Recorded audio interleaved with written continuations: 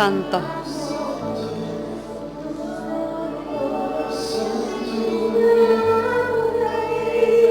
Sí, Señor. Bendita sea tu presencia, Señor.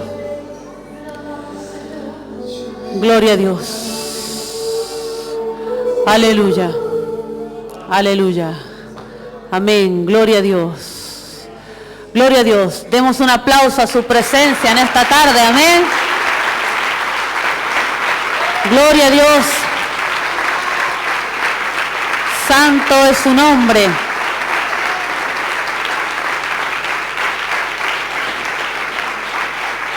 Gloria a Dios.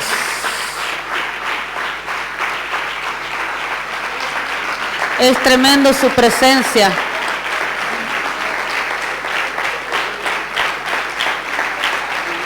Gloria a Dios.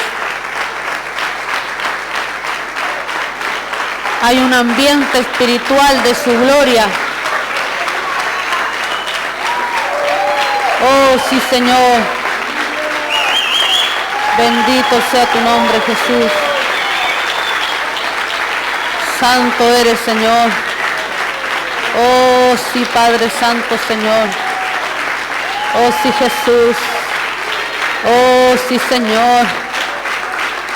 Sí, Señor. Bendito sea tu nombre.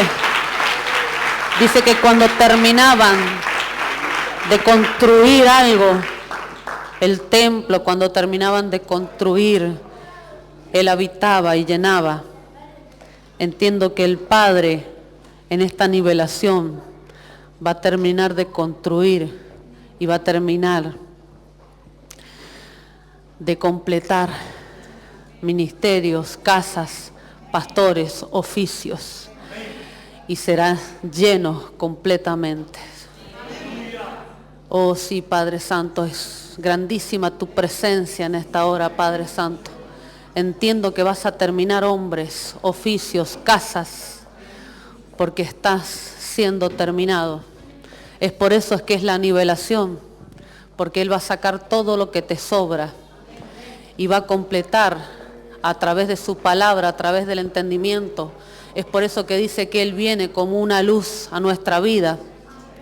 ¿Por qué? Al entendimiento, porque somos nosotros libros abiertos y Él ahí es donde está escudriñando y nos está completando a través de su palabra en estos días.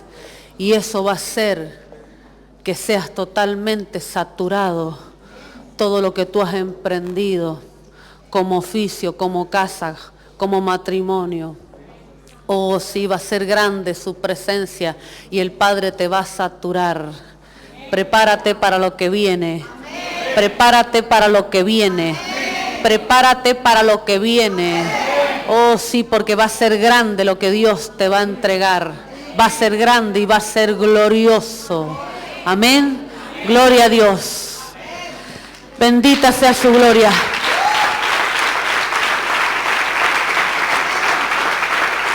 Santa es su presencia. Es tremenda la presencia que se siente en este altar. Gloria a Dios. En esta tarde tenemos un taller, amén. Y nos va a estar enseñando la maestra Mariela. Así que bendecimos su vida en esta hora. Damos un aplauso a Dios por su presencia. Amén. Gloria a Dios. Bendiciones. La verdad que no dan muchas ganas de hablar después de experimentar estos momentos en su presencia. Él es glorioso, Él es hermoso, Él es honorable, Él es espectacular, Él es inmenso, Él es poderoso, Él es el Rey de la gloria, Él es el Rey de la justicia, Él es el dueño de la iglesia, Él es el Cordero inmolado, Él es el que venció, Él es el que te posicionó, Él es el que te direcciona, Él es el que guarda tu salida y tu entrada. Ese es Él, no hay otro como Él, y a Él le damos la gloria. Amén. Amén. Adora a su Padre, adora al Señor un momento más. Declaramos tu potencia, Señor. Declaramos tu belleza, Señor. Te damos la gloria y la honra a ti. Gracias, Padre. Amén. Amén. No hay palabras más maravillosas como las que dijo Jesús. El hacer tu voluntad, Dios mío, me ha agradado. Y hoy estamos aquí para hacer su voluntad, para escuchar la voz de su corazón. Y no hay honor más grande para nosotros como parte de la iglesia que escuchar su corazón y poder ser enseñados. Anoche el apóstol decía que la mayor evidencia de amor hacia su iglesia es cuando el Padre nos revela, cuando el Padre nos muestra su corazón, cuando el Padre nos habla. Así que esta noche prepárese, esta tarde y durante lo que queda de la noche para ser besado por la palabra, porque el apóstol Lorena nos enseñó hace un tiempo atrás que besar significaba encender, y los santos son los que tienen una llama encendida por dentro. Así que el Padre hoy nos va a encender a través de su palabra, Él nos va a besar con su palabra, Él nos va a ministrar con su palabra, y vamos a arder en pasión y en amor por Él. Amén, amén, amén. Bueno, a mí me toca compartir del propósito. Me encanta hablar del propósito. Me gusta porque es una de las cosas que cuando un hombre la identifica en su vida es lo que lo va a sostener a lo largo de todas las circunstancias y en medio de cualquier situación. El propósito es lo que te va a sostener. El propósito, la razón por la cual uno sabe que pisa la tierra es la que te da seguridad de que su mano está debajo de tus pies y uno puede lanzarse a donde sea sabiendo de que Él nos va a guardar. Amén. Pero siempre hemos entendido propósito como el lugar a donde yo tengo que llegar. Mi propósito es llegar a tal lugar, o Dios quiere que yo haga tal cosa. Pero a través de la palabra vamos a ver que propósito no es el lugar a donde nosotros tenemos que llegar, sino es el lugar de donde nosotros partimos. Es nuestro punto de partida a la tierra. Es la razón por la que el Padre ha creado la iglesia, la razón por la que el Padre hoy a usted lo ha enviado a un lugar como este. Esta es una convocatoria del Espíritu. Este no es un invento de ningún hombre, ni de ninguna denominación, ni de ninguna red. Es una convocatoria del Espíritu, porque el Espíritu nos está reuniendo por casas, el Espíritu nos está reuniendo por gavillas, y usted pertenece a esta gavilla, por lo tanto es una convocatoria del Espíritu. Usted ha salido de la eternidad, ha pisado este suelo, esta tierra, por un tiempo, pero volveremos al Padre, ¿no? Como dice Él, no vacíos, sino que su palabra ha sido lanzada y no volverá al vacío. Usted es la manifestación de una palabra salida del corazón de Dios. Usted es la manifestación de esa palabra. Dios se propuso cosas con la iglesia y usted es la iglesia. Amén. Amén. Yo lo invito a que usted me acompañe al libro de Isaías 46.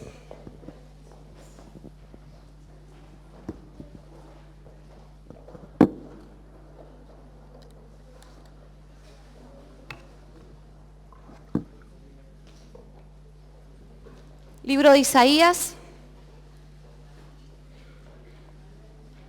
verso 9. ¿Sabe que anoche el apóstol estuvo hablando de Juan, ¿no? ¿Se acuerdan? Bueno, bórrenlo. No. Ahí nos ha pasado una cosa durante estos días, creo que a mí sola no, pero mientras que empezó la maratónica y anoche el apóstol hablando, varias cosas de las que cada uno de nosotros ha ido preparando, las repetían, ¿no? Las decían o en la radio o las decían desde aquí. El profeta Alex me hizo cambiar el mensaje como 2 veces, ¿no? Después entendí que se trataba del Espíritu, ¿no? Haciéndonos recordar, queriendo que nosotros recopilemos.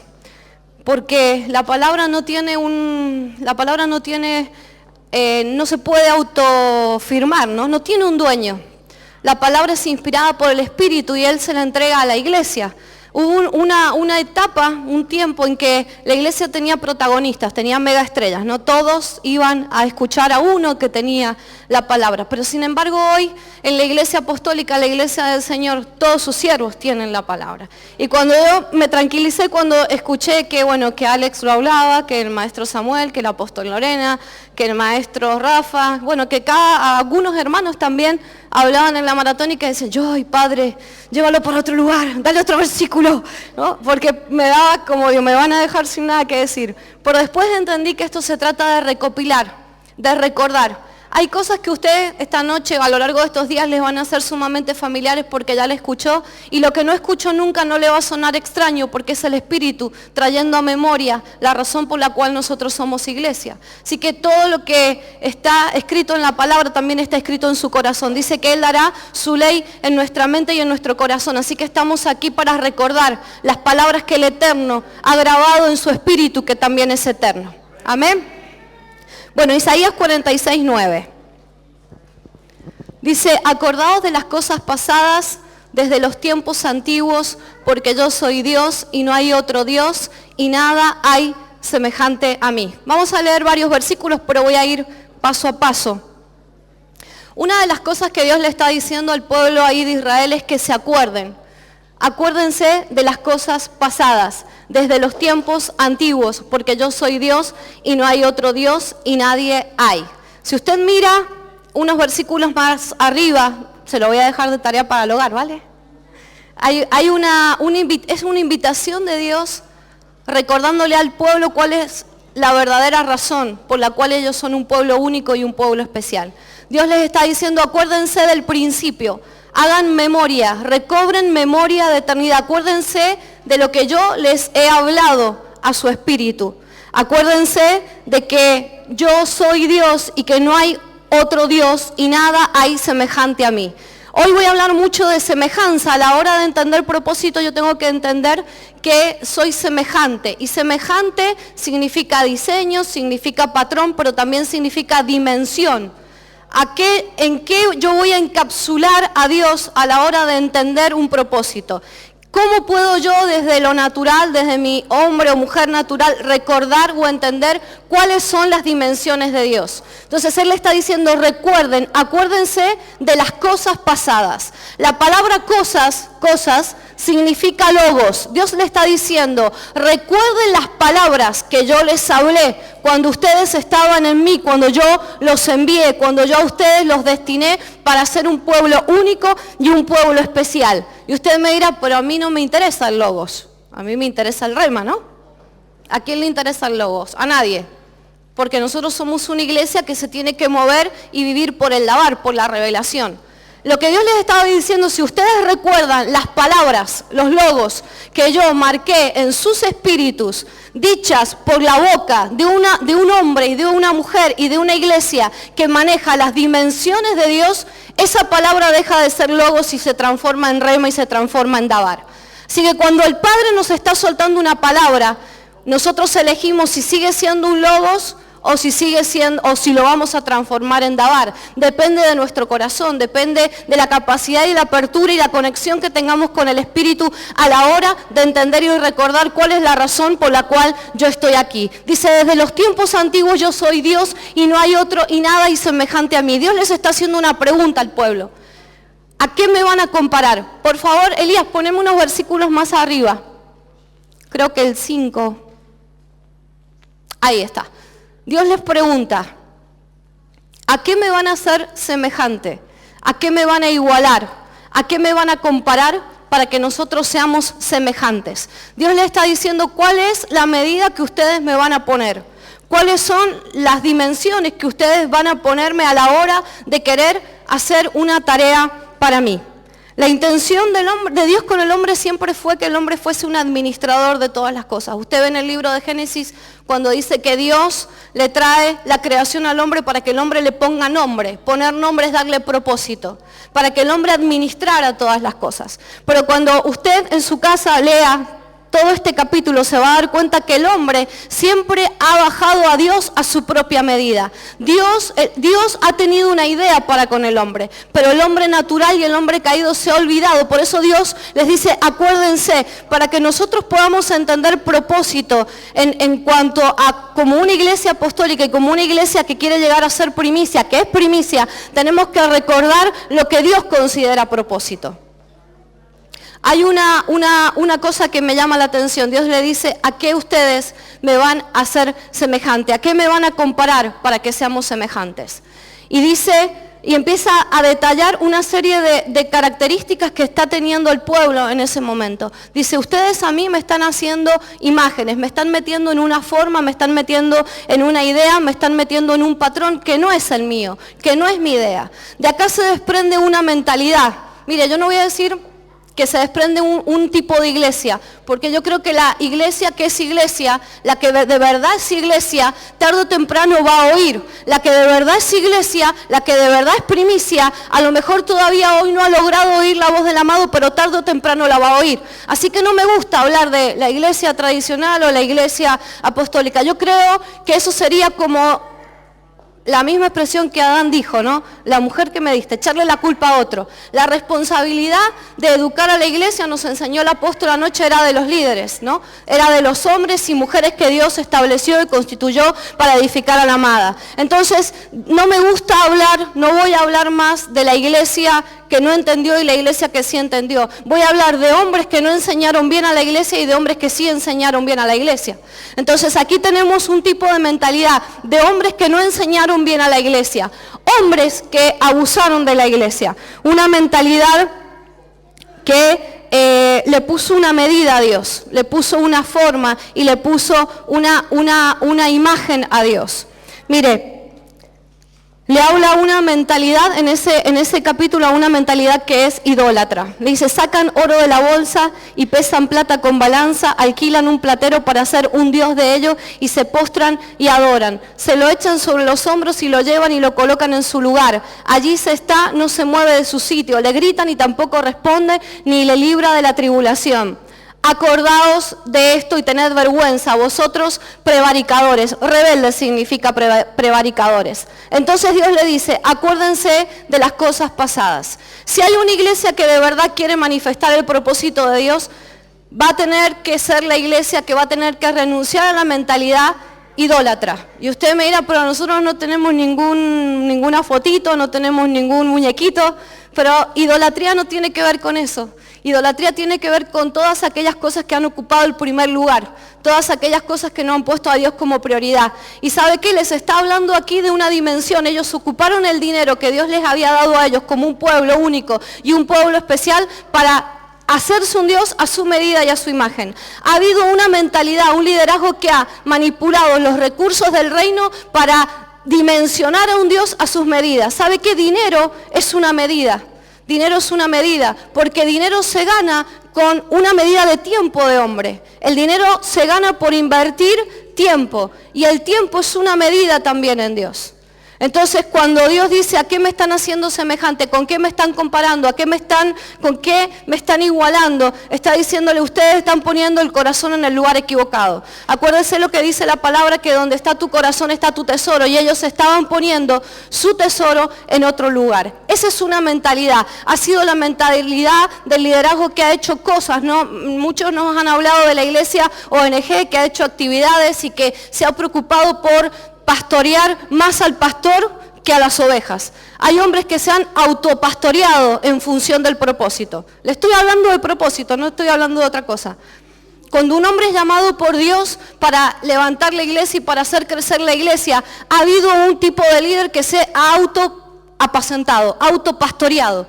Ha hecho cosas para lograr un nombre, para lograr una posición, para lograr un sitio, pero no ha querido bajar la semejanza de Dios, no ha querido bajar las dimensiones de Dios, ha procurado ensanchar sus propias dimensiones, y de eso hay mucho. Por eso ahora la gente, cuando se le habla de pacto, no entienden que pacto es desposarte con la amada, lo asocian, como nos enseñaba el apóstol anoche, no con dinero, netamente con dinero, porque se ha manipulado el recurso de Dios con la iglesia, lo han manipulado y lo han mal usado.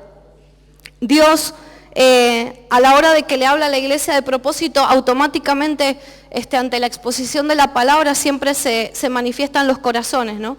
Y ha habido una mentalidad como la que leemos ahí, de gente que ha hecho semejante a Dios a una medida humana, ha traído la imagen de Dios a una medida humana. Entonces Dios les dice, acuérdense de las cosas pasadas. Si ustedes no recuerdan lo que son para mí, si ustedes no recuerdan realmente que yo soy un Dios, que a ustedes los ha hecho reyes y los ha hecho sacerdotes, si no recuerdan realmente la posición que ustedes tienen, yo no puedo coronarme en medio de eso. Mire, cuando Jesús en el libro de Juan, en el capítulo 6, cuando Jesús termina de hacer este milagro de la multiplicación de los panes y los peces.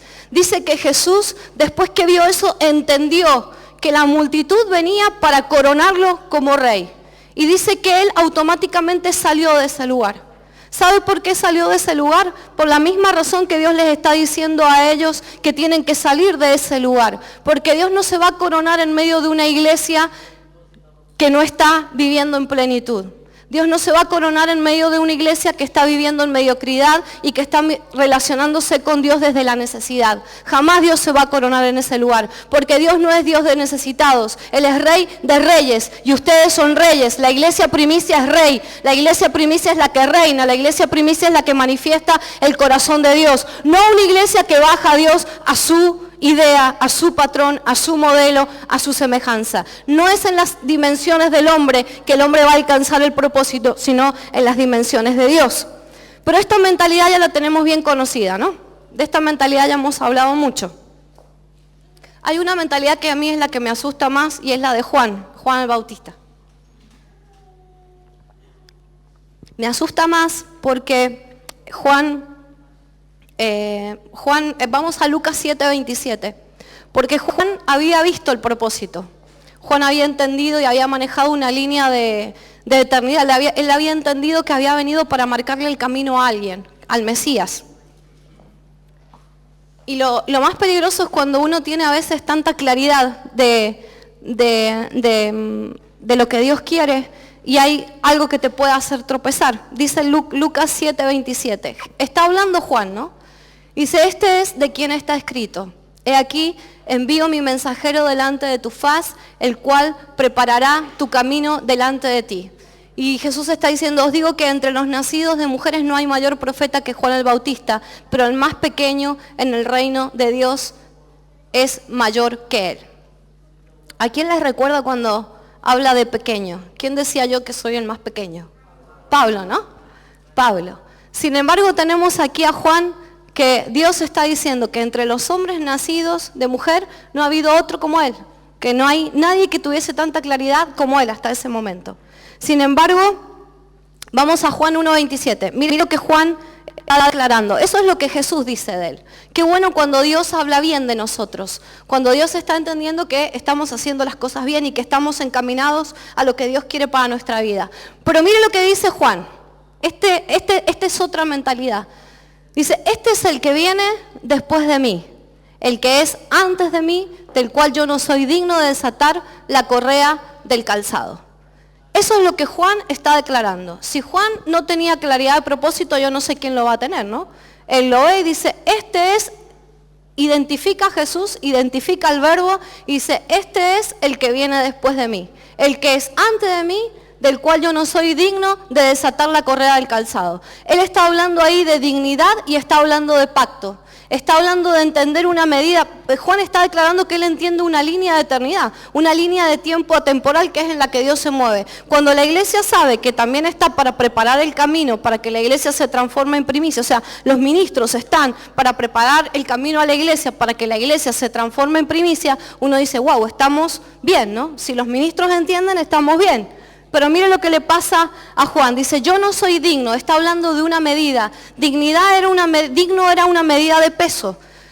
Juan está reconociendo que la medida de peso de Jesús es mayor que la de él. Y dice, yo no soy digno de desatar la correa del calzado. Acuérdense de la historia de Ruth, cuando Ruth va a ser reclamada, ¿no? Y como pacto se entregaban el zapato, el calzado. Era una forma de pactar. Sin embargo, Juan, identifica medida de peso, identifica pacto en Cristo, pero no es capaz de manejar esa medida, sumarse a esa medida de gloria, ni tampoco sumarse a ese pacto. Lo conoce, se acerca al pacto, pero lo rechaza. Otra cosa que Juan tiene es que está manejando la voz profética. Juan era la voz profética de ese tiempo. Entonces tenemos una mentalidad que ve pacto, una mentalidad que ve la gloria, una mentalidad que reconoce al verbo, una mentalidad que maneja la voz profética, una mentalidad que anuncia, porque hasta ahí está cumpliendo bien el propósito. Yo no voy a decir que Juan no cumplió su propósito, lo cumplió, pero hay un pequeño detalle que se le escapa a Juan. ¿Sabe cuál es? Que no pudo meter a los hombres en perfección. No pudo entregarle los discípulos, los hombres que estaban encargados en la vida de Juan, no se lo pudo presentar a Cristo en perfección. Y ese es un problema que también puede llegar a tener el liderazgo hoy. Tenemos primero un liderazgo que se autopacienta y otro tipo de liderazgo que ha movido a la iglesia, que ha hablado de propósito, que escribió libros de propósito, que te predicaron del propósito, que te hicieron películas del propósito, que te hicieron orar por el propósito, que te dijeron tú tienes un destino, te hablaron de todo, pero a la hora de presentarte como un hombre perfecto delante de Dios, no consumaron el propósito con la iglesia. Entonces esa es la mentalidad más peligrosa, porque la primera la vemos venir de lejos, ¿no? La primera se huele de lejos, pero esta mentalidad, este tipo de hombres que también están vigentes, no se pueden ver con tanta facilidad. Solamente lo puede ver el ojo de un padre, solamente lo puede ver la voz apostólica, porque te están hablando similar, te están diciendo una media verdad. Te están hablando una verdad, es verdad. Jesús, lo que Juan estaba hablando no era mentira, era verdad. Pero sin embargo no era toda la verdad a la hora de concretar esa palabra. Él no logró meter a los hombres en perfección. Y eso fue lo más grave. ¿Sabe qué le pasa a Juan? Juan dice, este es el que los va a bautizar en agua, en espíritu y fuego, ¿no? Dice él. Pero sin embargo, ¿qué sigue haciendo Juan? Juan sigue bautizando solamente con agua. Hay hombres que han entendido propósito, que hablan de propósito, que te predican del propósito, te leen el libro del propósito, pero se quedaron con ese rudimento y no le dieron el plus, no le agregaron la revelación, la verdad, la voz de Dios. Cuando Juan tiene al verbo hecho carne delante, él no puede leer al verbo. Si él está reconociendo que tenía que dejar de bautizar solamente en agua y que aparte del bautismo de agua tenía que meterle el fuego, ¿por qué no le metió el fuego? Se quedó con el rudimento y rechazó al dueño del rudimento, al creador del rudimento. Y yo no voy a hablar mal de los rudimentos, no voy a hablar mal de un fundamento como ese, pero a Juan se le pasó, Por pasársele ese y otros detalles, Juan termina separando el cuerpo de la cabeza. ¿Sabe lo que le pasó a Juan? Juan manejaba la palabra. Él se queda con la profecía del libro de Isaías. El libro de Isaías, en el capítulo 29, en el verso 17, dice que Jesús, hablando de Jesús, que Él le daría vista a los ciegos, que abriría las puertas de las cárceles.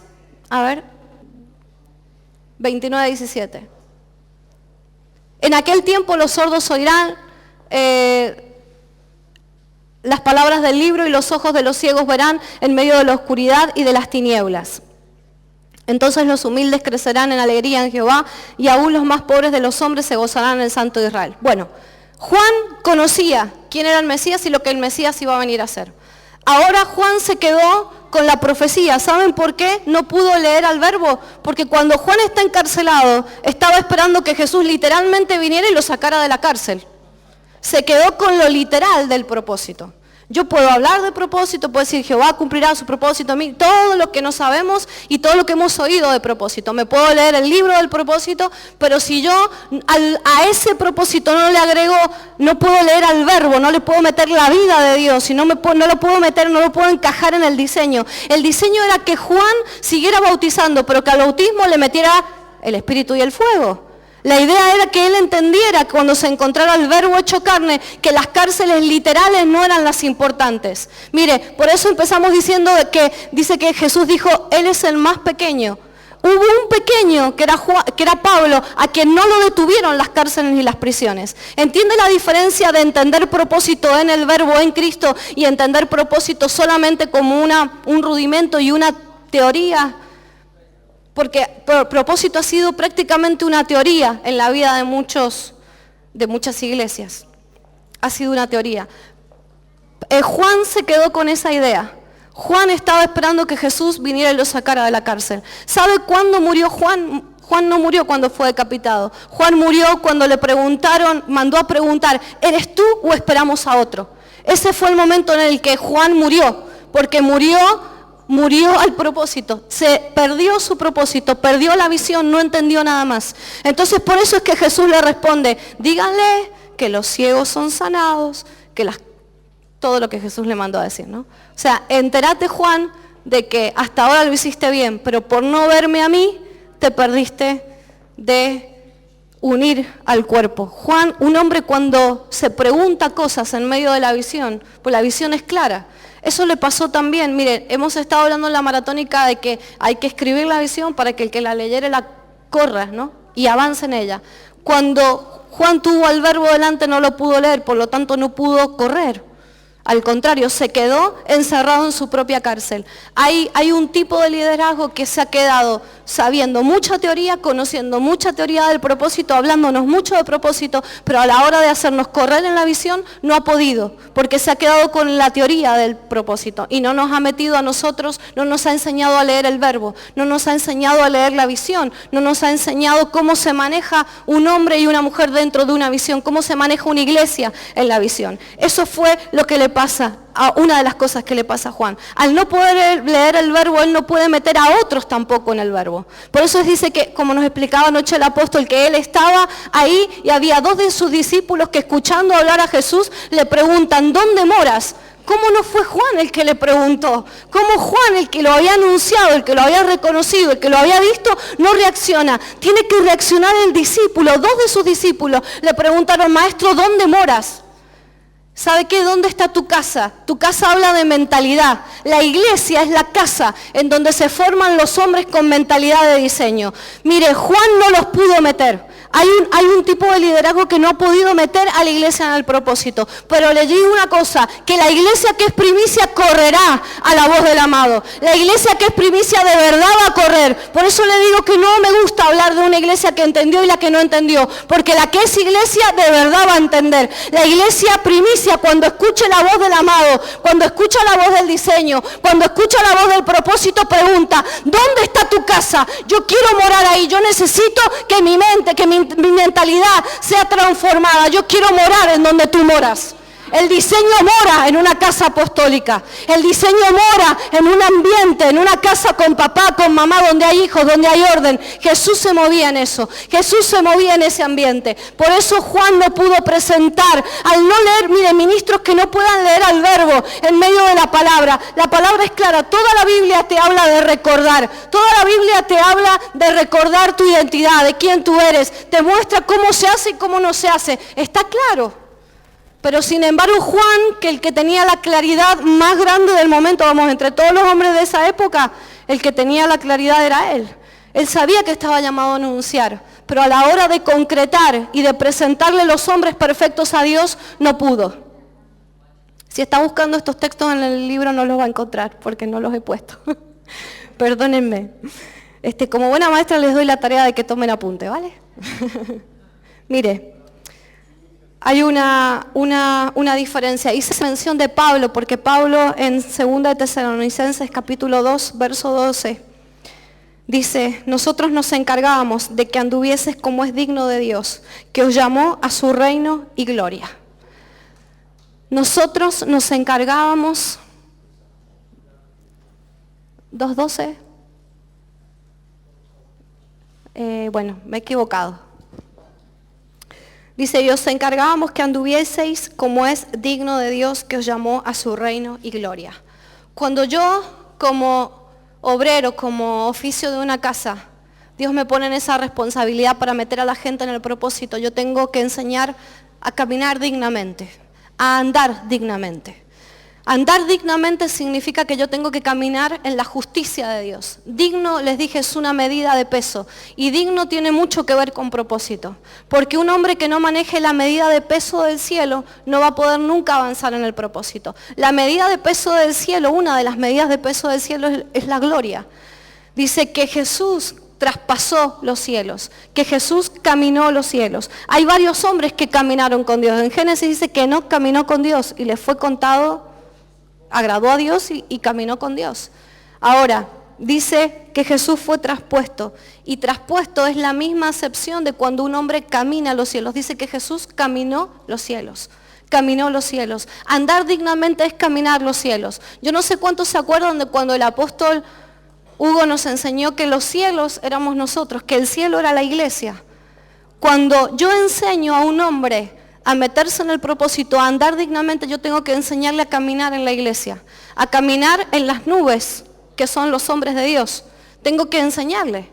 Tengo que aprender como hombre o como mujer de Dios responsable de los hijos que Dios me asigna a presentárselos a Dios, enseñándoles a andar dignamente, con peso de gloria en su vida, porque gloria es la materia prima con la que Dios va a poner el fundamento de la iglesia, no es con otra cosa. Nosotros hemos orado, Padre, que baje tu gloria, que venga tu gloria, desciende tu gloria, está tu gloria, pero la verdadera gloria, la que le mete el fundamento a la iglesia y la que hace crecer la iglesia, no la vamos a ver individualmente ni cantando un corito. La vamos a ver cuando nosotros aprendemos a caminar dignamente. Isaías, volvamos a Isaías. Primera de Tesalonicenses 2:12. Bueno, ya lo leímos. Isaías 46:10. Volvemos a Isaías. Dios primero les dice, acuérdense de las cosas primeras, de las cosas que yo he dicho. Y les dice que anuncio lo por venir desde el principio y desde la antigüedad, lo que aún no era hecho, que digo mi consejo permanecerá y haré todo lo que quiero. Por esta razón el propósito es una ley, porque Dios sí o sí va a hacer lo que Él se ha propuesto, a pesar de mí. Que yo no llegue a cumplir mi propósito no tiene que ver con que para Dios no sea algo establecido. Para Dios el propósito es algo que Él va a cumplir sí o sí, porque nosotros salimos del propósito, por causa del propósito estamos pisando la tierra y volveremos al propósito. Él ha revelado sus planes a través de sus siervos, los profetas y los apóstoles. Lo dice la palabra, que Él le ha revelado los misterios a los apóstoles y a los profetas como nunca antes. Entonces, propósito es una ley porque Él hará todo lo que quiero. Dice, yo anuncio lo que va a venir desde el principio, desde la antigüedad, lo que aún no era hecho y digo, mi consejo permanecerá y haré todo lo que quiero. Vamos, que tiene hasta una firma, ¿no? Haré todo lo que quiero. Ahora, ¿cuál es la manera que Dios se va a asegurar o la manera que Dios propuso para que realmente se cumpla su consejo? ¿Cómo es que lo hace? Efesios 1:9 dice que Él se propuso en sí mismo. Jesús se propuso en sí mismo. Es por medio de Cristo que nosotros vamos a alcanzar y vamos a establecer esta ley en nuestra vida. Si yo entiendo propósito como una opción o una posibilidad para mí, vamos, que no estoy entendiendo ni lo que es propósito. Pero si yo entiendo propósito como una ley de Dios establecida para la iglesia, si yo entiendo propósito como una forma individual, propósito nunca es individual, no existe mi propósito, existe mi función, mi parte dentro del propósito de Dios, porque propósito tiene que ver con la idea de Dios para la iglesia, y mi función no es aislada, no es fuera del cuerpo, mi función es dentro del cuerpo, así que propósito se lleva a cabo en el cuerpo o no se va a manifestar nunca. Por eso es que hay tantos hombres que dicen mi propósito es tener un ministerio itinerante, que no existe. Para eso es un viajante. No existe. Otra Biblia, una hoja que justo no tenemos. Mire, Efesios 1:9 dice que Él se propuso en sí mismo, se propuso a sí mismo. Propósito comienza y termina en Él. Cuando Él se propone a sí mismo, está diciendo que si Dios Padre lo declara, el Hijo lo ejecuta y el que sella eso es el Espíritu. Dios Padre dice que no escatimó ni a su propio Hijo. Romanos. Dice que el Hijo no estimó el ser igual a Dios y no se aferró a ser Dios. Y si Él no se aferró a ser Dios, ¿a qué idea nos vamos a aferrar nosotros? ¿No? Sin embargo, a la hora de establecer la visión o establecer los principios de Dios, mucha gente sigue aferrada a estructuras y a pensamientos. Pero si Dios no escatima a su Hijo, el Hijo no estima el ser Dios, ¿qué me voy a reservar yo a la hora de entregarme y morir por una visión? Porque propósito es visión, ¿no? ¿Sí? Me están mirando con una cara que me estoy asustando.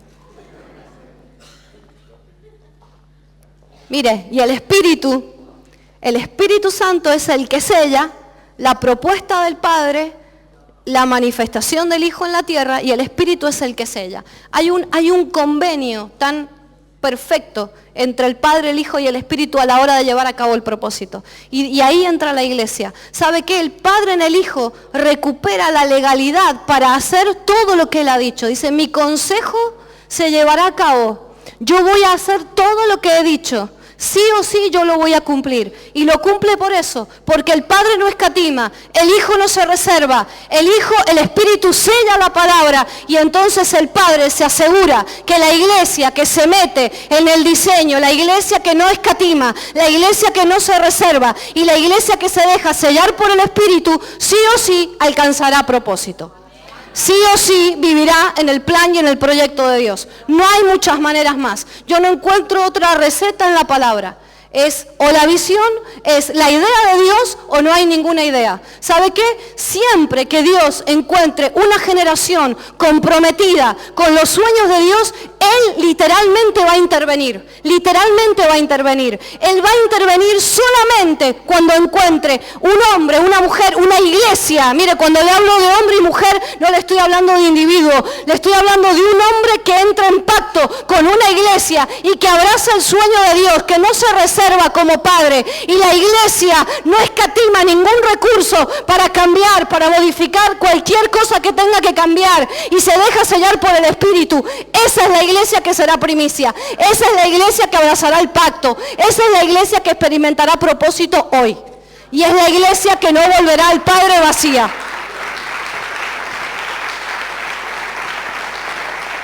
Gloria al Señor. Hay una iglesia que no volverá vacía. La que es iglesia no volverá vacía. La que es iglesia se entera. Tarde o temprano la que es iglesia escucha. No existen dos iglesias. No existe la iglesia tradicional y la iglesia... somos nosotros. Mire, para ese tipo de gente hay esperanza porque nos están esperando a nosotros, que somos los que tenemos la visión. Porque si fuéramos solo nosotros, apaguemos todo y vámonos. Hay una iglesia que es primicia, pero que todavía no se ha enterado que es primicia. Porque está mal gobernada, porque no está paternizada, porque no ha escuchado el diseño, la han entretenido, le han puesto ídolos, le han dibujado una idea de lo que es el reino, pero no le han mostrado el reino. Y si no te muestran el reino, no te están mostrando el propósito por el cual estamos aquí en la tierra, que es volver al Padre, pero no vacíos. Mire, Isaías, vamos a Isaías 46 otra vez. Voy y vengo. Me he olvidado de la homilética y de la hermenéutica, ¿vale?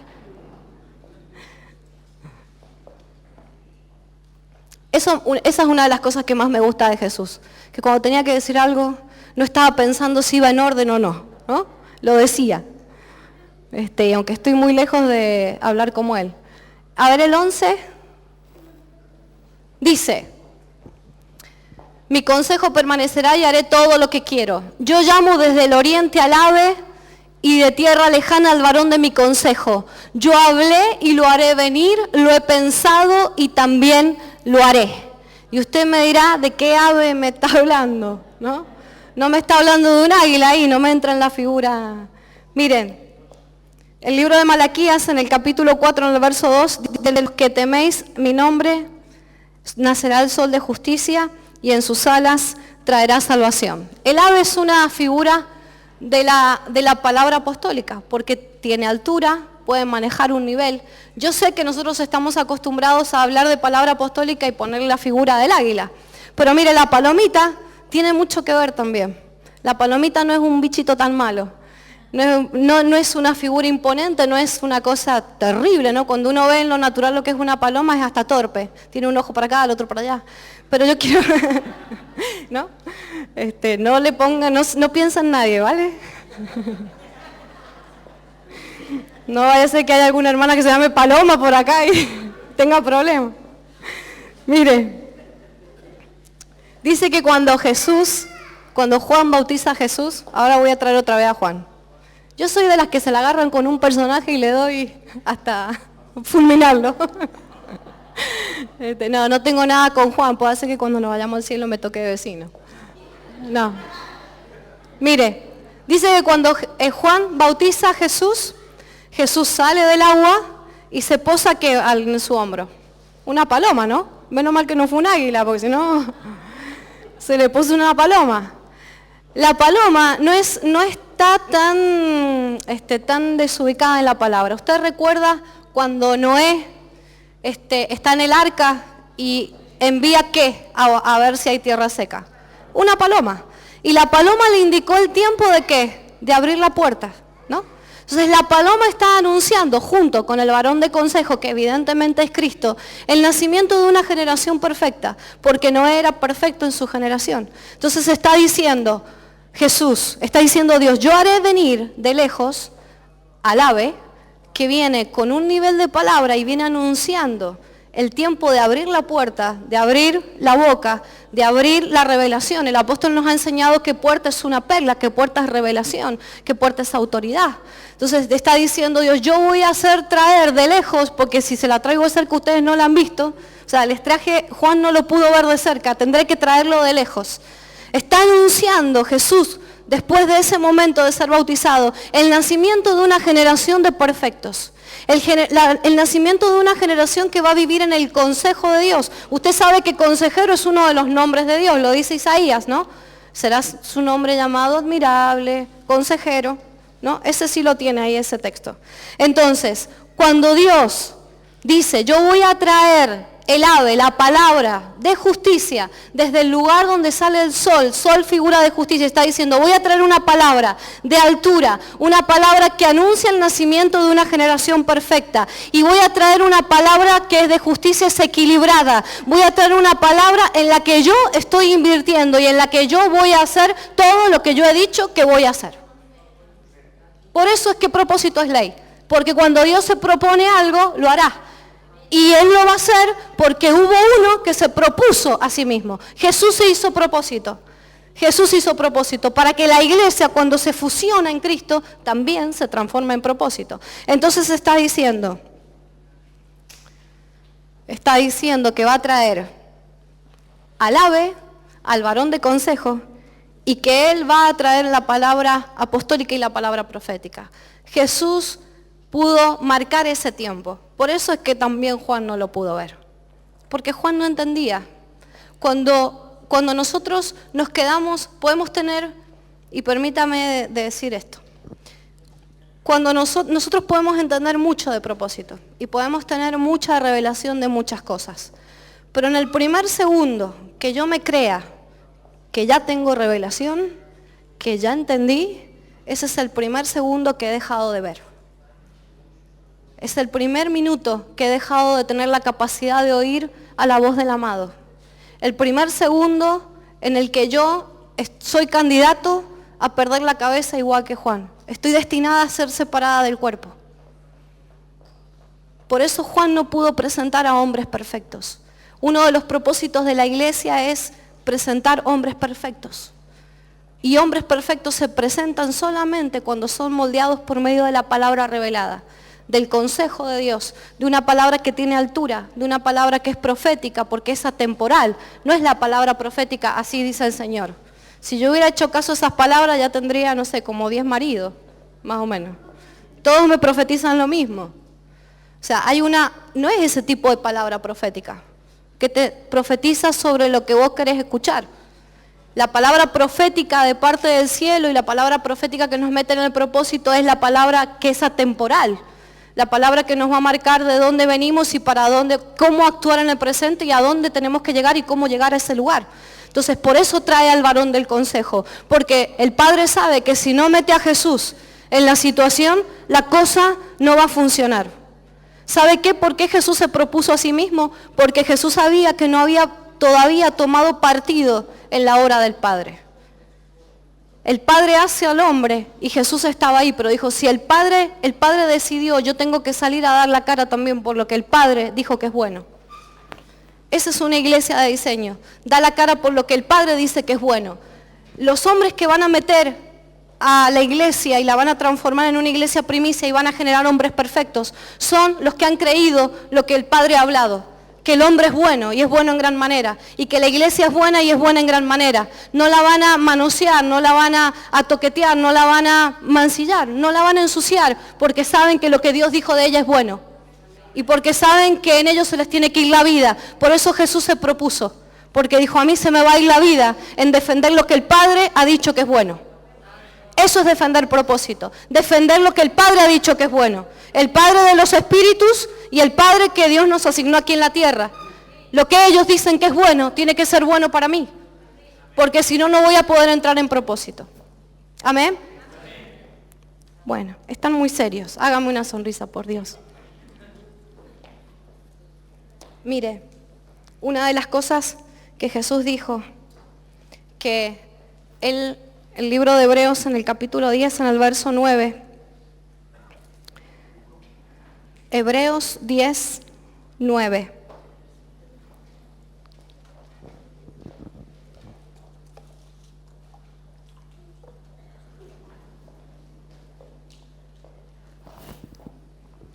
Una de las cosas que Jesús dice, una de las primeras cosas que Jesús dice es, el reino se ha acercado.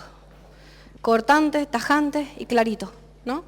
En el libro de Marcos, capítulo 1, dice, el reino se ha acercado. Mientras que otros libros hablan de genealogía y empiezan con todas esas cuestiones, como Marcos es un libro para gente conquistadora, porque era para los romanos, dice, el reino se ha acercado.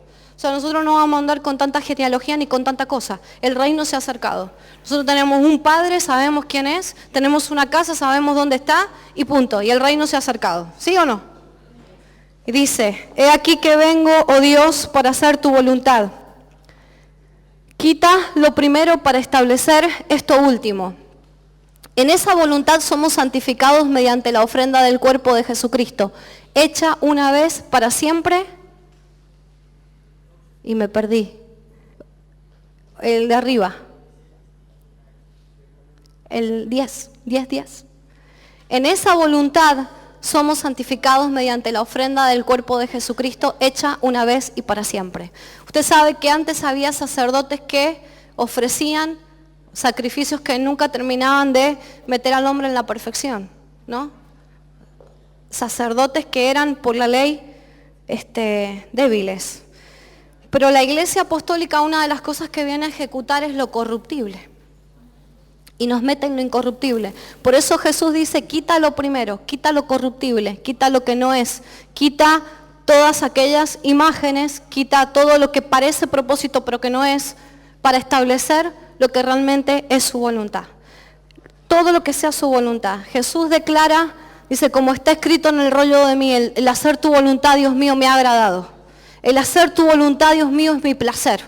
Mientras que quitar lo primero para establecer lo segundo no sea un placer, mientras que el hacer la voluntad de Dios y el propósito no sea un placer, no sé qué hacemos. ¿No? ¿De qué nos sirve?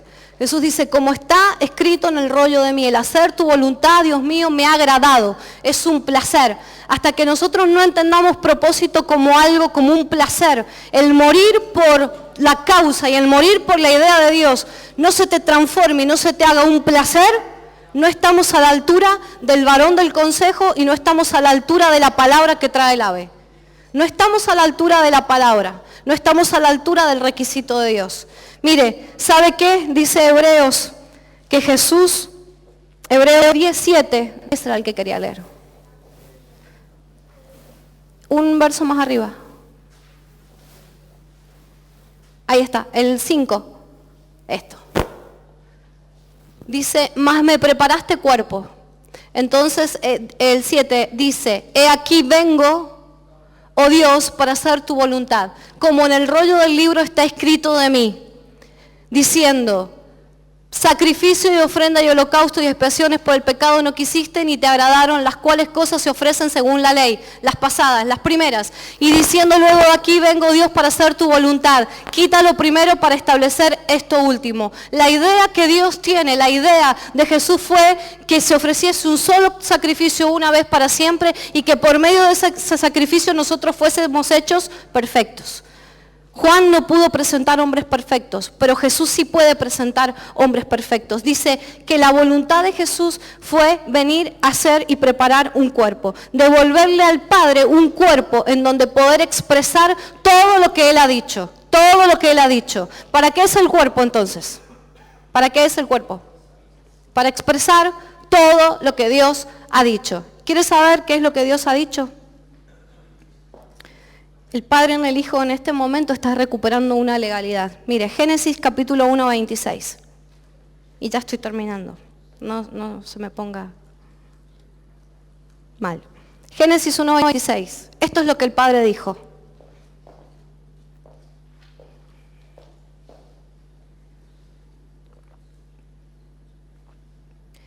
Dice, hagamos al hombre a nuestra imagen, conforme a nuestra semejanza. Eso que el Padre está diciendo en ese momento es lo que sigue diciendo hoy. Dios sigue diciendo, hagamos al hombre. Por eso es que Jesús vino a preparar un cuerpo. Jesús allanó el camino para que nosotros volvamos a hacer un cuerpo. ¿Cuál se cree usted que es el propósito de la iglesia? ¿Subirse a las alas del Cordero y irnos feliz al cielo? La tarea de la iglesia en la tierra es preparar un cuerpo, preparar el cuerpo. O sea que cuando el Padre está diciendo, hagamos al hombre a nuestra imagen y a nuestra semejanza, usted y yo estábamos ahí. Usted y yo estábamos ahí. Mire, el libro de Efesios en el capítulo 1 dice que nosotros estábamos en él antes de la fundación del mundo, para que fuésemos santos y sin mancha delante de Dios. Quiere decir que fuimos santos antes de ser redimidos. Wow, ¿no? Toda la vida nos hemos preocupado por ser santos, yo quiero ser santo. Yo quiero ser santo.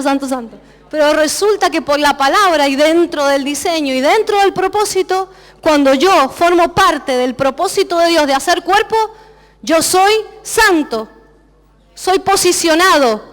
Eso significa santo. Santo no es que me brille la aureola acá arriba, de santo es un posicionado, un determinado, una persona que está en un lugar parado juntamente con Cristo haciendo la labor del Padre. Somos santos antes de ser redimidos. ¿O no? ¿Sí o no? Mire, hagamos. Significa producir, reunir, designar, destinar. Cuando Dios está diciéndonos a nosotros, hagamos, está diciendo, volvamos a ponerle nombre, volvamos a darle plan, volvamos a darle un propósito, volvamos a designar al cuerpo que a través de Cristo estamos haciendo, a la iglesia, volvamos a darle propósito, volvamos a darle destino, volvamos a darle mis dimensiones, semejanza, mis dimensiones. El cuerpo de Cristo no podrá hacer propósito si no tiene las dimensiones. Los oficios, los ministros, los responsables de edificar cuerpo tienen que manejar sí o sí las dimensiones de Dios. Y usted me dirá, ¿y cómo hago? Ya llegamos. Mire, semejanza es la capacidad de manejar sus dimensiones. Hagamos sigue siendo la orden de Dios para nosotros, para la iglesia apostólica. Hacer al hombre. Mire, ¿cómo hacemos hoy? Hoy se engendra por la palabra. Nuestro hacer es el hablar la revelación. Por eso es que Él tiene que traer al ave, por eso es que Él tiene que traer al varón de consejo, al que tiene la palabra de nivel, a la que tiene la palabra profética, a la que tiene la palabra de diseño. Hoy la iglesia, el cuerpo se hace hablando la revelación, no hablando cualquier cosa. Hablando, Dios creó hablando, y dijo Dios, puf, luz, y dijo Dios, peces, y dijo Dios dijo, y Dios sigue diciendo.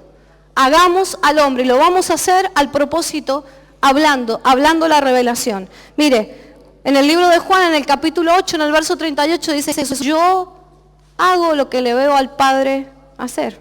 Yo hablo lo que he visto cerca del Padre. Por eso es importante que nosotros tengamos cerca la visión. Si yo no estoy cerca de la visión, no voy a poder oírla, y no voy a poder hablarla, y no voy a poder hacer como Dios dice que yo tengo que hacer. Amén. Mire, dice el libro de Efesios capítulo 4, verso 11, y acá ya entro en la recta final. Y aquí está el secreto para hacer al hombre, porque no es cuestión de que ahora digamos todos hagamos, y vamos a empezar a sacar gente de todos lados. Dice, y Él mismo, esto es a que se lo saben de memoria esto, ¿sí, no? Dice, y Él mismo constituyó a unos apóstoles, a otros profetas, a otros evangelistas, a otros pastores y maestros, a fin, o sea, con la idea, con el destino, con la idea de perfeccionar a los santos para la obra del ministerio, para la edificación del cuerpo de Cristo. Y quiero detenerme en la palabra constituir. Constituir significa establecer abajo, señalar. Establecer abajo. Si Dios está dando una orden de carácter eterna, hagamos, una orden que es perpetua, desde el principio hasta hoy Dios siempre dijo, hagamos. Que los ministros se hayan enterado de cómo hacerlo o no es otra cosa, pero la orden ha sido vigente y sigue vigente, de hacer al hombre. Por eso Jesús tuvo que proponerse para hacer cuerpo. Hagamos, dice Dios, lo vamos a hacer nuevamente a mi imagen y a mi semejanza. Yo voy a constituir, le voy a dar legalidad a hombres para que lo que ven arriba lo establezcan abajo. Por eso es que el cuerpo se hace en las dimensiones de Dios. Lo que se establece arriba, lo que le oigo decir al Padre arriba, la palabra dabar que oigo arriba es la que tengo que establecer y decretar aquí abajo. Los constituidos, o sea, ustedes, los constituidos, no van a poder formar parte del hagamos de Dios si no somos capaces de escuchar lo que Dios está hablando y plasmarlo aquí abajo. ¿Sí? Amén. Amén. Dice que la ley constituyó a débiles hombres, pero Él se ofreció una vez y para siempre como sumo sacerdote. Dice que Él ofreciéndose a sí mismo, Hebreos 7:27, Hebreos, dice ofreciéndose a sí mismo. ¿Sabe qué significa ofreciéndose a sí mismo? Cuando usted empieza a buscarlos en los originales, significa subir a los hombres. Subir a los hombres, porque ¿cómo hago yo para bajarlo del cielo a la tierra? Si no tengo a alguien que me suba a ese lugar. Por eso es que Jesús se ofreció a sí mismo, por eso es que Él se propuso en sí mismo hacerse propósito. Porque él al hacerse propósito, me allana el camino, me hace el nexo, me abre la puerta para que juntamente con Él yo pueda subir, escuchar lo que habla el Padre y bajarlo aquí a la tierra. O sea, la iglesia los ministros suben al altar, suben a oír la voz de Dios porque Él mismo se constituyó. Por medio de Él, en sí mismo, en Cristo, nosotros tenemos acceso. Por eso es que podemos acercarnos confiadamente al trono de la gracia. No era para que cada vez que cometiéramos un error tuviésemos tanto miedo, no, podemos ir confiadamente al trono de la gracia. Acercarte al trono de la gracia es para escuchar lo que la boca del Padre está diciendo, escuchar esas dimensiones, poder bajarlas a la tierra y poder decir juntamente con el Padre, con el Hijo y con el Espíritu, hagamos a un hombre, hagamos a la iglesia, hagamos el diseño, establezcamos lo que yo me he propuesto en mí mismo, porque todo lo que yo he dicho permanecerá. Todo lo que va a permanecer es lo que Él ha dicho, todo lo que es a su imagen y a su semejanza, solamente eso. Amén. ¿Hasta ahí voy bien? ¿Me han entendido? ¿Hasta ahí? ¿Me he dado a entender? Bueno, miren, porque ahí no se termina la cosa. Dice que la idea era, todo eso, el de subir y bajar, el de subir para traer, tiene como fin el perfeccionar santos. Perfeccionar santos tiene que ver con acabar el carácter. Acabar el carácter. Si yo no puedo terminar mi carácter, no voy a poder jamás ver ni participar del propósito de Dios. Propósito tiene que ver con carácter. Eso es lo que le ha faltado a la iglesia, carácter. El apóstol nos hablaba anoche de gente que se compromete y no se compromete. Hoy sí, mañana no, porque nos ha faltado carácter. Si yo no me puedo comprometer con algo que Dios ha dicho para mí y mi función dentro del cuerpo de Cristo en un mega archi super plan, no me puedo meter ahí, es que no me voy a poder comprometer con nada más, porque no hay nada más deslumbrante que el plan de Dios. Hay un proceso de madurez, todo lo que usted quiera, pero el fin del oficio que a usted lo asiste es perfeccionarte. Y un padre cuando te quiere perfeccionar, aprieta, ¿no? ¿Aprieta o no aprieta? O me ha pasado a mí nomás. Yo le doy gracias a Dios. Mire, yo soy el producto de 3 padres. Del Padre del cielo porque le plació, de mi madre porque cuando no parecía que iba a pasar nada, ella insistió, insistió y insistió. Y de los padres de mi alma que les ha tocado lo peor, pobrecito. Les ha tocado, han trabajado conmigo, me han perfeccionado. Bueno, eso parece, eso intento, ¿no? Están en eso, ¿vale? Están insistiendo en eso. Bueno, dice que perfeccionar significa llevar a la totalidad, acabados por completo. Hebreos dice que la ley constituye sumos sacerdotes débiles, hombres, pero la palabra del juramento posterior a la ley hizo perfecto al Hijo de una vez para siempre. Y qué bueno que es que podamos presentarle al Padre una iglesia perfecta para que pueda establecer el propósito. Pero perfecto tampoco es el fin. Siempre llegamos hasta perfectos, ¿no? que los oficios están para perfeccionar a los santos. Pero después de perfectos, ¿qué queda? Porque no vamos a estar toda la vida perfeccionándonos, ¿no? En algún momento tendremos que estar acabados. ¿O no? Es mi expectativa, estar acabado. Mire, Colosenses 1:26 dice, el misterio que había estado oculto desde los siglos y las edades, pero que ahora ha sido manifestado a sus santos, a fin de presentar perfecto en Cristo Jesús a todo hombre. Perfecto se hace por quitar la mentalidad de siervo. Comenzamos diciendo que hubo una iglesia que levantó ídolos, que usó los recursos del reino para sus propios beneficios. Una mentalidad de hombres que en vez de pastorear se autopastorearon. Esa es una mentalidad de esclavo, es una mentalidad de siervo. Y un siervo jamás podrá disfrutar de los beneficios de un rey, nunca. Dios no se va a coronar en esa mentalidad. Entonces, parte de ser perfecto es erradicar toda mentalidad de esclavo, toda mentalidad de siervo. Pero la mentalidad de siervo no discierne, eso es el problema. Porque mientras que es siervo, dice que el niño en nada difiere del esclavo, no discierne. Y ha existido un liderazgo que ha hecho a la iglesia esclava, que no les ha enseñado a discernir. Entonces, parte de ser perfecto es eso, que te enseñen a ser libre. Y cuando te enseñan a ser libre, quiero que sepa que eso duele. ¿Sí o no? ¿Y a los padres de las casas les cuesta enseñar a los hijos que sean libres? Sí, ¿no? Libres de estructuras pensantes, libres de argumentos, libres de pensamientos, libres de un montón de cosas. Entonces, perfecto se hace por quitar la mentalidad de siervo. Cuando te quitan la mentalidad de siervo, te llevan a una mentalidad de hijo obediente, al punto que uno se propone a sí mismo y se hace propósito. Abraza la casa, abraza el sueño de Dios y te haces propósito. Como consecuencia de salir de siervo, hacerte hijo, te transformas en un hombre perfecto. Pero dice la palabra que después de perfecto viene otra cosa.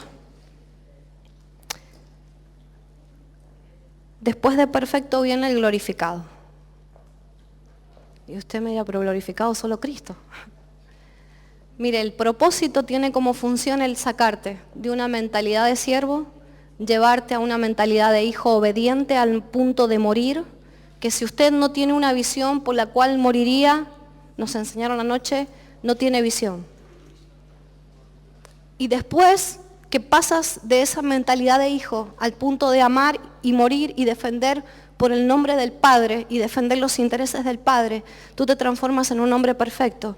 Pero después de eso, cuando tú mueres y vas a la cruz de tus propios intereses y te clavas allí, automáticamente el Padre te glorifica.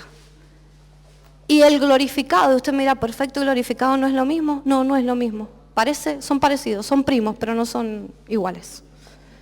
Mire, glorificado significa el que es apto para hacer las obras. Hay obras que están preparadas de antemano para la iglesia y nosotros hemos orado eso. Hasta yo decía, Señor, yo quiero hacer las obras que preparaste para mí de antemano. Pero es que, vamos, si no rompo mi mentalidad de siervo, no paso a ser hijo obediente, que abraza la visión, y de hijo obediente no paso a ser perfeccionada, no voy a poder experimentar las obras que están preparadas de antemano, porque solamente los glorificados pueden caminar en las obras que están preparadas de antemano. ¿Amén? ¿Sí? ¿Por qué me miran así tan serios? Me estoy asustando. Mire, Juan 5:30, ya estoy terminando. O no sé si estoy terminando. Dice, Juan 5:30, no puedo yo hacer nada por mí mismo. Según oigo, así juzgo, y mi juicio es justo, porque no busco mi voluntad, sino la voluntad del que me envió, la del Padre. Mientras que yo no busque la voluntad del Padre, que no tiene que ver con nada, absolutamente nada personal, ni con un proyecto personal, no voy a poder hacer nada. Solamente Jesús, cuando murió, fue a la cruz, resucitó, dice que Dios le dio nombre sobre todo nombre. En ese momento Jesús hizo las obras que estaban preparadas de antemano. Jesús ahí volvió a establecer un cuerpo. Me preparaste cuerpo, dijo en Hebreos. Ahí Jesús prepara un cuerpo. Cuando Él muere, a todo lo humano nos allana el camino para que nosotros podamos levantar ese cuerpo. Mire, el que busca, halla, dice la palabra. Y hallar no es hallar el trabajo, hallar lo que uno quiere. Hallar es la capacidad de producir las obras del Padre en la tierra. El propósito de la iglesia es producir las obras del Padre en la tierra. Nos hablaron siempre de gobernar, ¿no? Y cuando yo era chica, hace un par de añitos atrás nada más, me decían, vas a gobernar, vas a gobernar. Y yo no podía gobernar, pero miren, ni los rulos, sigo sin gobernarlo. No podía gobernar nada, pero es que gobierno no es individual, gobierno es en la iglesia, gobierno es en el cuerpo. Como consecuencia de dejar de ser esclavo, transformarme en hijo, ser perfecto y participar de la glorificación de Cristo. Ahí es cuando la iglesia va a gobernar. Yo no sé en qué estadio está usted, pero en el estadio que está usted voy a estar yo, porque somos iglesia, somos un cuerpo. Así que más vale que nos apuremos, ¿sí o no? Nos tenemos que apurar. Yo sé que parece difícil llegar a ese lugar, pero yo le recuerdo que todo lo que el Padre se ha propuesto, Él lo hará. Y que su consejo va a permanecer y que Él lo cumplirá. Y que si fue idea de Él, es posible. Y que si fue idea de Él, yo le creo. Y que si yo le creo, Él lo hará. Amén. Y lo hará en ti. Qué amén tan flojo que me dieron.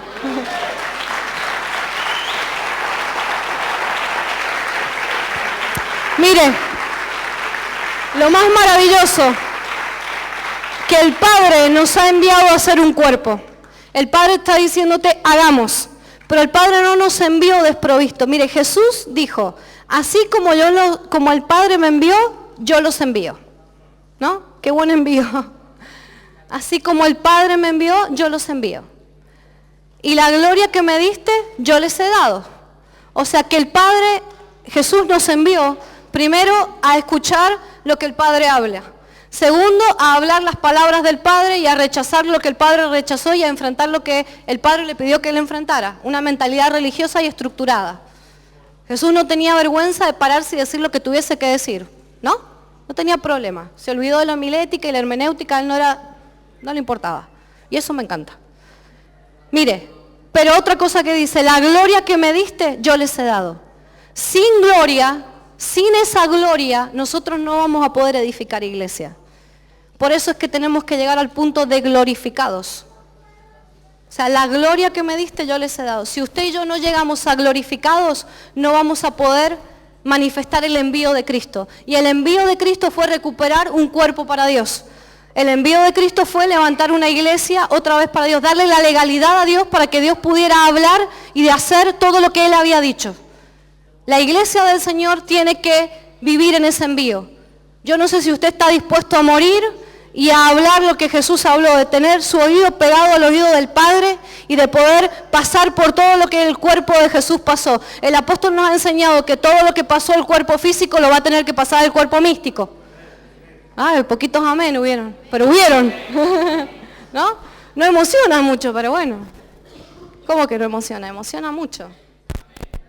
Mire, la iglesia es la congregación de los santos, de los primogénitos. Y usted no está llamado a otra cosa que para ser cuerpo de Cristo. El propósito en su vida es ese, glorificar al Cordero aquí en la tierra, transformarse en un perfecto, transformarse en un glorificado y hablar y hacer y establecer todo, absolutamente todo, solamente lo que el Padre ha dicho. La iglesia está para hablar solo lo que el Padre ha dicho y para producir solo lo que el Padre ha hablado, solo lo que el Padre ha decretado, solo lo que el Padre se ha propuesto en sí mismo. No hay otro propósito más que levantar una iglesia primicia para Él, que levantar hombres con carácter de apóstol, con levantar hombres con carácter varonil. La iglesia es virtuosa y una de las excepciones de la palabra virtuosa es varonilmente. ¿Sabe por qué es varonilmente? No porque le gusten las motos en vez de la muñeca. Es varonil porque es aguerrida, porque sustenta, porque protege, porque cubre, porque socorre, porque alimenta, porque da vida, porque da luz.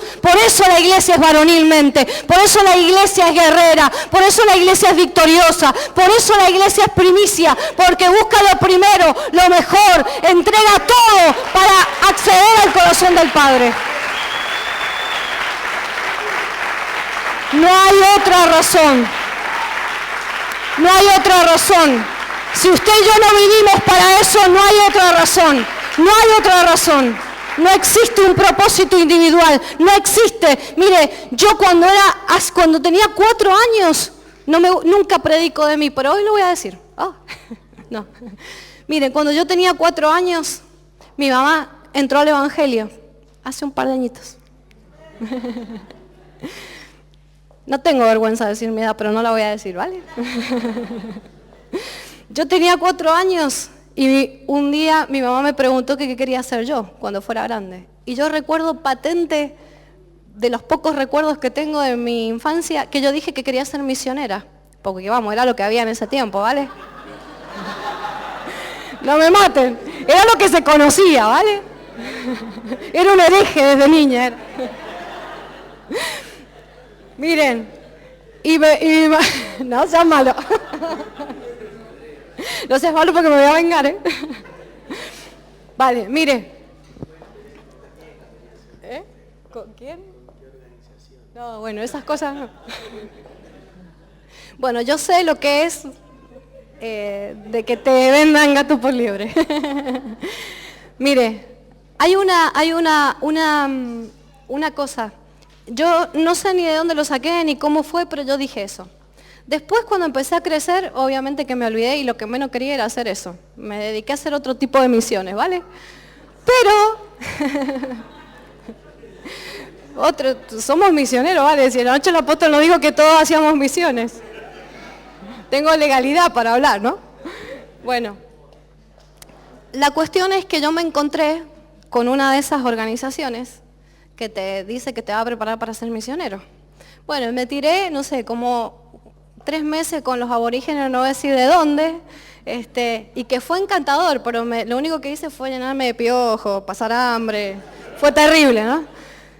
Porque estaban preparando nuestro carácter para ser misioneros, ¿no? Y claro, como yo era adolescente y un poco más torpe que ahora, yo estaba encantada con eso. Yo soy una misionera. ¡Uah! Qué terrible unción que tengo, que hasta los piojos se me pegan. Era terrible eso, de verdad. Por eso cuando el apóstol anoche hablaba de los misioneros, yo sentía hasta lástima, porque como que me vi en esos años. Dije, no, terrible. Y ¿saben qué? De esa época yo tengo amigos todavía que suelen mandarme fotos o videos de los lugares en los que están. Y de verdad que ellos están solitos. No han escrito un libro, no han plantado un árbol, no han tenido ni un hijo, no han logrado nada. Porque todo lo que se sale del diseño no es semejanza a Dios, no carga el peso de la gloria de Dios. Entonces solamente iglesia podrá hacer las obras de Dios cuando llegue a la postura de glorificado. Solamente los glorificados. Mire, voy a terminar con Romanos 8:30.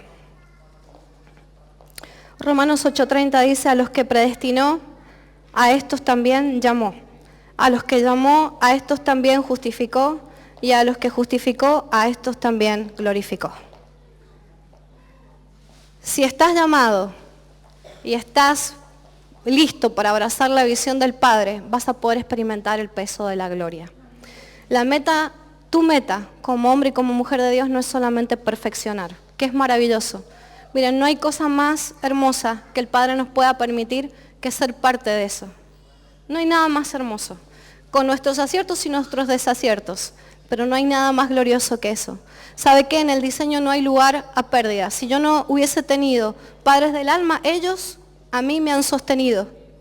Yo salí de una casa y llegué a la casa de otros padres. Y hago colación de eso porque cuando yo intenté hacerlo de otra manera me fue mal. Pero ellos a mí me han sostenido. Ellos a mí me han enseñado. Ellos a mí me han educado. Ellos a mí me han corregido. Ellos a mí me han celebrado. Solamente dentro del diseño un hombre puede alcanzar su función dentro del propósito de Dios.